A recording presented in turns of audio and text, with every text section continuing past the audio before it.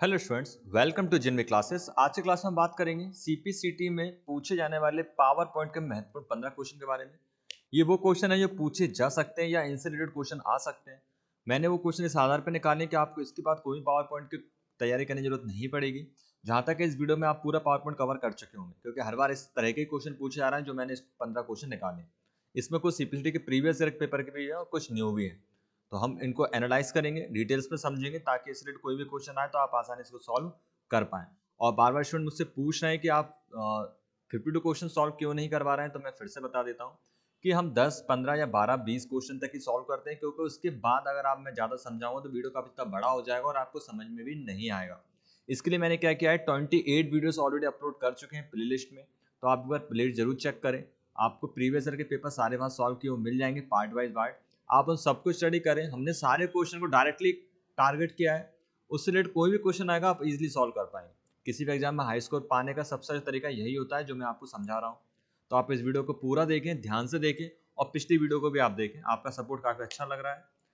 चलिए शुरू करते हैं। पहला क्वेश्चन, सबसे पहले हम पावर पॉइंट की थोड़ी शुरुआत समझ लेते हैं। पावर पॉइंट की शुरुआत में पावर पॉइंट का नाम प्रेजेंटर था, ठीक है, प्रेजेंटर जो प्रेजेंट करने वाला हो, जिसे बाद में रीनेम कर पावर पॉइंट कर दिया गया। पावर पॉइंट पहली बार 1987 में मैकिन्टॉश कंप्यूटर पे रिलीज किया गया था। मैक ऑपरेटिंग सिस्टम पे सबसे पहले इसको रिलीज किया गया था 1987 में। तो याद रखें, पावर पॉइंट क्या होता है, अपने थॉट्स को यानी कि अपने विचारों को किसी को अगर आपको समझाना हो या बहुत सारे लोगों को समझाना हो, तो देखिए अगर मैं आपको कोई बात समझाऊंगा तो मैं कैसे समझाऊंगा। तो आप अगर एक ही व्यक्ति है तो मैं आप एक कागज लूंगा, एक पेन लूंगा, आप साम को बिठाऊंगा आपको, और मैं इस तरफ बैठूंगा और फिर आपको पेन से समझाऊंगा।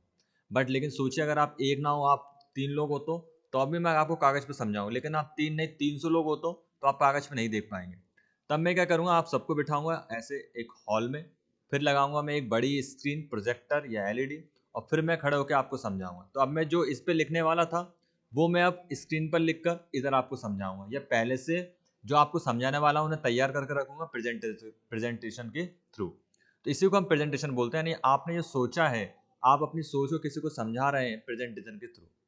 तो अपने विचारों को किसी को समझाने में जो यूज होता है उसे हम प्रेजेंट पावर पॉइंट बोलते हैं, और समझाने को हम क्या बोलते हैं, प्रेजेंटेशन देना। अभी मैं आपको पावर पॉइंट के थ्रू ही तो ये समझा पा रहा हूँ, तो ये पावर पॉइंट प्रेजेंटेशन मैंने पावर पॉइंट पे ही बनाया है, तो इसे ही हम प्रेजेंटेशन बोलते हैं, अपनी बात किसी को समझाना। अब या तो मैं आपको पावर पॉइंट के थ्रू समझाऊं या फिर मैं आपको एक कागज के थ्रू समझाऊं, है ना। तो मैं कागज पे भी ये सब लिख रहा होता, पहले से इनको लिख के रख लिया होता, तो वो भी एक प्रेजेंटेशन ही होती। वही प्रेजेंटेशन पावर पॉइंट की मदद से आसानी से समझा सकते हैं। तो पावर पॉइंट प्रेजेंटेशन क्या होती है वो मैंने आपको समझाने की कोशिश की। अब हम नेक्स्ट क्वेश्चन की तरफ बढ़ते हैं। सबसे पहला क्वेश्चन है हमारा, पावर पॉइंट में वर्तमान में स्थित स्लाइड की संख्या कहां पर शो होती है। स्लाइड क्या होती है, पावर पॉइंट के अंदर एक एक स्क्रीन को या एक एक पेज को हम स्लाइड बोल सकते हैं। तो first slide, second slide, third slide, fourth slide. First slide का कंटेंट आता है, फिर नेक्स्ट में सेकंड स्लाइड आती है, फिर थर्ड स्लाइड आती है, इस तरह से। अमेजोन में पेज होते हैं, एक्सेल में शीट होती है, पावर पॉइंट में स्लाइड्स होती हैं। तो आपके पास कितने पेज हैं अमेजोन में, पावर पॉइंट में कितने स्लाइड्स हैं, ये सब हमें कहाँ दिखाई देता है, वो पूछा जा रहा है। टास्क बार पे, टॉप बार पे, साइड बार पे, या स्टेटस बार पे। तो टास्क बार क्या होता है, ये नीचे की पट्टी जिस पे सारे प्रोग्राम आपको दिखाई देते हैं उसे हम टास्क बार बोलते हैं, जिसमें डेट और टाइम आपको दिखाई देते हैं, वो टास्क बार है। टॉप बार क्या होता है, सबसे ऊपर वाली टाइटल बार को हम टॉप बार बोलते हैं, इसे खुली हुई विंडो का नाम दिखाई देता है। साइड बार क्या होता है, जो साइड में होता है, जिसमें आप क्लिप बोर्ड या फिर क्लिप आर्ट्स वगैरह यूज करते हैं इस तरफ, तो उसे हम साइड बार बोलते हैं। पावर पॉइंट में वर्तमान स्थित स्लाइड की संख्या स्टेटस बार पे दिखाई देती है। प्रैक्टिकली हम देख लेते हैं स्टेटस बार कहाँ होता है। तो देखिए ये मेरे पास टोटल 15 स्लाइड है जो मैं आपको समझाने वाला हूँ आज, जिसमें से थर्ड स्लाइड पर अभी मैं हूँ। तो आप देख पा रहे हैं, इसे नीचे वाली पट्टी को हम क्या बोलते हैं, स्टेटस बार। यहाँ पे जूम इन जूम आउट के ऑप्शन मिलेंगे, पेज व्यू के ऑप्शन मिलेंगे, और यहाँ पे आपको दिखाई देखने को मिलेगा कितनी स्लाइड्स मेरे पास टोटल है। तो समझ में आ गया आपको, स्टेटस बार ये है, और ऊपर है टाइटल बार सबसे ऊपर, इसे हम टाइटल बार बोलते हैं। और इस तरफ इन्हें बोलते हैं स्क्रॉल बार। एक इस तरफ है स्क्रॉल बार और एक इस तरफ है स्क्रॉल बार। तो इसका सही आंसर है status bar, answer D. Okay. Power point slide में टेक्स्ट को जोड़ने के लिए निम्न में से किसका उपयोग किया जाता है। ये सीपीसीटी एग्जाम में पूछा गया था। तो टेक्स्ट बॉक्स का, नोट्स बॉक्स का, पेज व्यू का, आउटलाइन का। तो इसका सही आंसर है टेक्स्ट बॉक्स। जब भी हमें कोई लिखना होता है तो आप डायरेक्ट नहीं लिख सकते, आपको टेक्स्ट बॉक्स बनाना ही पड़ेगा। इसको भी हम प्रैक्टिकली देखते हैं। ये है पावर पॉइंट, ठीक है। अब जैसे मान लो मुझे यहाँ पे कुछ नोट करना है, मैं कीबोर्ड से लिख रहा हूँ बट कुछ भी लिखा नहीं हो रहा है, तो मुझे क्या करना पड़ेगा, होम पर टेक्स्ट बॉक्स क्रिएट करना पड़ेगा इस तरीके से, ठीक है। अब मैं कुछ भी लिख सकता हूँ, यानी कि अगर आपको कुछ भी ऐड करना है, यहाँ ऑलरेडी देखिए एक टेक्स्ट बॉक्स, दो टेक्स्ट बॉक्स बने हुए, एक टेक्स्ट बॉक्स मैंने बना दिया, और कुछ ऐड करना है फिर से टेक्स्ट बॉक्स आपको बनाना ही पड़ेगा। एमएस वर्ड में हम कहीं पे भी क्लिक करके लिख सकते हैं, पावर पॉइंट में आपको टेक्स्ट बॉक्स बना के लिखना होता है। तो इसका सही आंसर क्या है, टेक्स्ट बॉक्स। नोट्स बॉक्स में केवल नोट्स बनाते हैं, पेज व्यू केवल पेज के व्यू को दिखाता है, और आउटलाइन में केवल हेडिंग से आप देख सकते हैं। तो इसका सही आंसर आपके सामने क्या मिलेगा, टेक्स्ट बॉक्स। वर्तमान स्लाइड में शो को स्टार्ट करने के लिए शॉर्टकट की क्या है, यानी कि स्लाइड शो जो हम देखते हैं उसकी शॉर्टकट की क्या है, ये पूछी जा रही है। Shift F5, F5, shift F6, F6। बहुत से स्टूडेंट अभी इसका आंसर दे रहे होंगे F5 और दे के भी आ रहे होंगे, बट ये आंसर गलत होगा। F5 नहीं है इसका आंसर, इसका सही आंसर है शिफ्ट प्लस F5। क्यों है ये आंसर, देखिए जब आप F5 दबाते हैं और आपके पास मान लो स्लाइड्स हैं ऐसे, एग्जाम्पल में 3 स्लाइड है, तो जैसे ही आप F5 दबाएंगे तो आपकी प्रेजेंटेशन शुरू से शुरू होगी। लेकिन मान लो आपका कर्सर रखा है सेकंड स्लाइड पे और आपने F5 दबाया, तब भी आपकी स्लाइड शुरू से ही शुरू होगी, क्योंकि F5 से हमेशा बिगिनिंग से ही शुरू होता है, शुरुआत से ही शुरू होता है। वर्तमान स्लाइड यहाँ पे लिखा हुआ है वर्तमान स्लाइड में, वर्तमान स्लाइड का मतलब जैसे मान लो आप सेकंड स्लाइड पे हैं और आप यहाँ से प्रीव्यू स्टार्ट करना चाहते हैं ना कि शुरू से, तो आप दबाएंगे shift plus F5। Current slide show, तो करंट में आप जिस स्लाइड पे वहीं से शो होना शुरू होगा। प्रैक्टिकल इसको भी देख लेते हैं। तो देखिए ये स्लाइड शो में गए, अगर आप फ्रॉम बिगिनिंग करेंगे तो शॉर्टकट है F5। कर्सर अभी मेरे रखा है थर्ड स्लाइड पे, अगर मैंने क्लिक किया इस पर तो थर्ड स्लाइड से स्टार्ट होगा शो, शिफ्ट प्लस F5 इसका शॉर्टकट है। तो इस चीज क्वेश्चन को आप ध्यान रखें, वर्तमान अगर लिखा हो या करंट लिखा हो तो आप समझ जाए इसका आंसर शिफ्ट F5 है। F5 से शुरू से चलता है, इसमें वहां से चलेगा जहां पे कर्सर रखा होगा। सही आंसर है shift plus F5।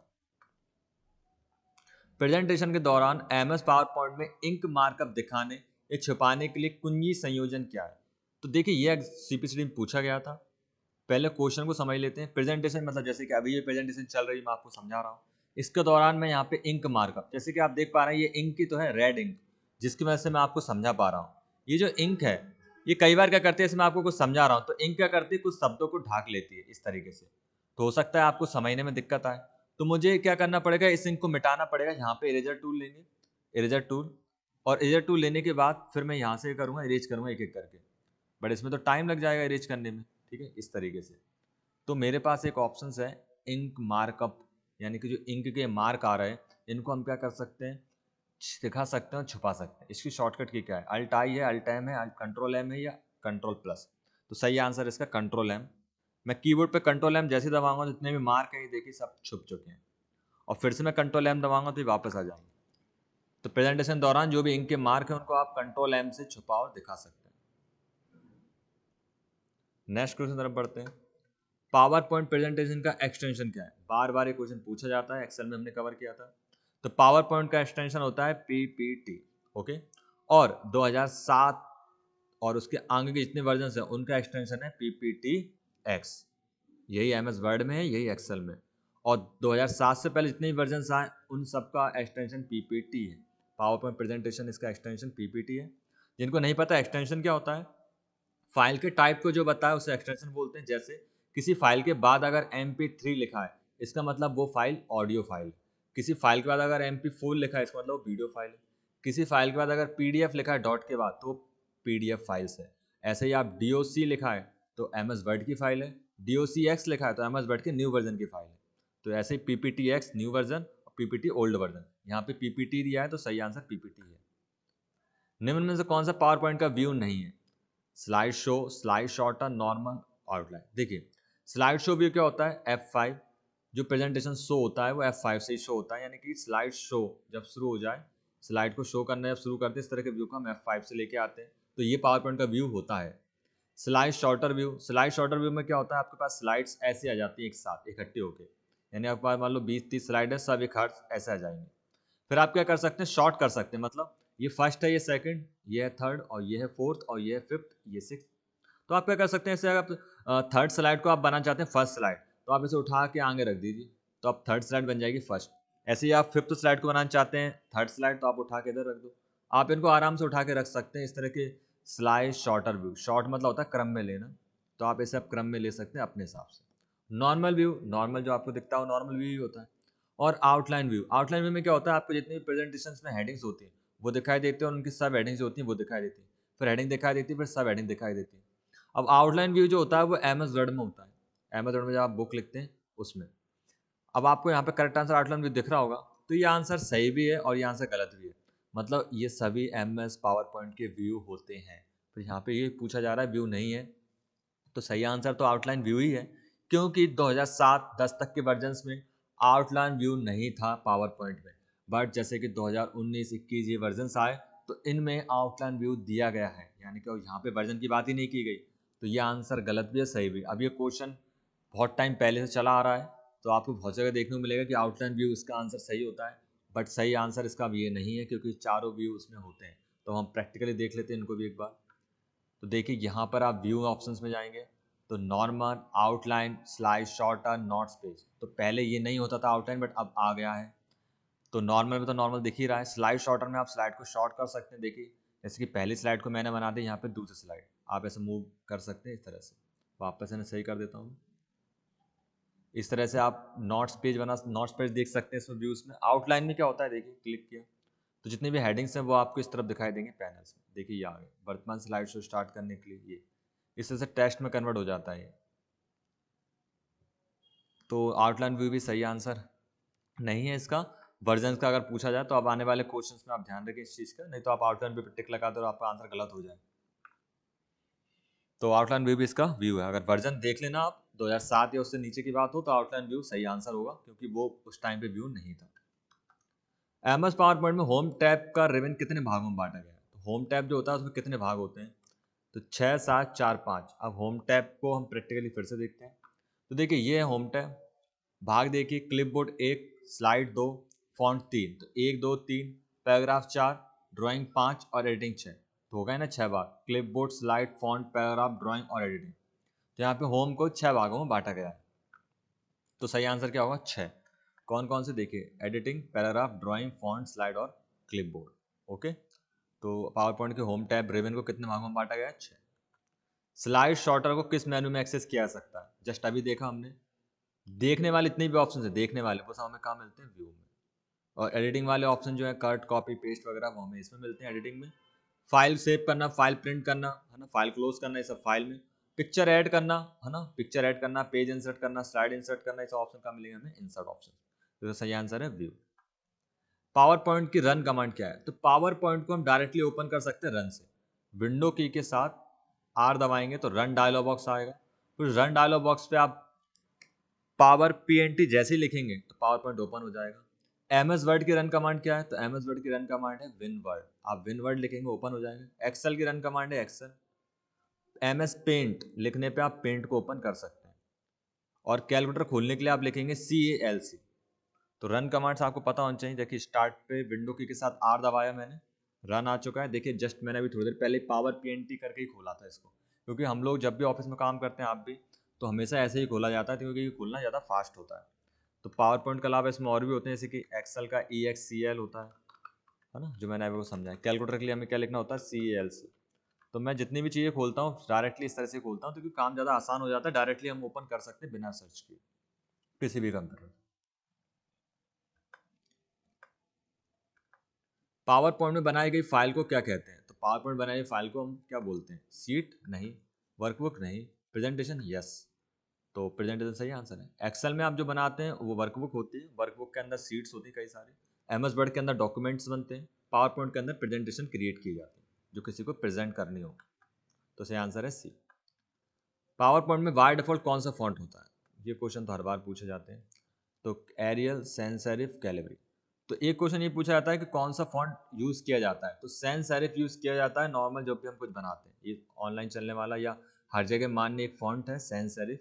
Sans serif font इसलिए यूज किया जाता है क्योंकि इस फॉन्ट की स्टाइल्स जो होती है सिंपल होती है, लोगों को समझ में आती है, और ये फॉन्ट हर कंप्यूटर पे अवेलेबल होते हैं। अगर आप कोई ऐसा फॉन्ट यूज कर रहे हैं जो दूसरे कंप्यूटर ना हो, तो आपको फॉन्ट जो है वो चेंज हो जाता है और पूरी डिजाइनिंग, पूरी फॉर्मेटिंग बिगड़ जाती है। इसे रिकमेंडेड किया जाता है सैंस सेरिफ। पावर पॉइंट का बाय डिफॉल्ट फॉन्ट कौन सा होता है? वो कैलिबरी होता है। यानी कि जैसे आप पावर पॉइंट ओपन करते हैं तो बाय डिफॉल्ट जो फॉन्ट आता है वो कैलिबरी आता है। तो सही आंसर इसका सी है। एक बार हम देखते हैं। देखिए ये पावर पॉइंट के अंदर, ये देखिए अभी तो मैंने हिंदी में लिखा है मंगल में, इंग्लिश वाला फॉन्ट देखते हैं हम। ये सब मैंने खुद से लिखे गए हैं, तो मैं इसमें देखता हूँ, देखिए कैलिबरी, और जैसे हम नया पेज लेंगे तब भी यहाँ बाय डिफॉल्ट कैलिबरी आएगा, और साइज 14 या 12 के आसपास होता है, तो इस चीज़ का आप ध्यान रखें। पावर पॉइंट में नई स्लाइड को इंसर्ट करने की शॉर्टकट की क्या है? तो बहुत से स्टूडेंट कंट्रोल एन लगा देते हैं, तो कंट्रोल एन तो गलत है, कंट्रोल एल भी नहीं है, ओ भी नहीं है, तो फिर आंसर है एम। तो कंट्रोल प्लस एम से क्या कर सकते हैं हम? न्यू स्लाइड ओपन कर सकते हैं।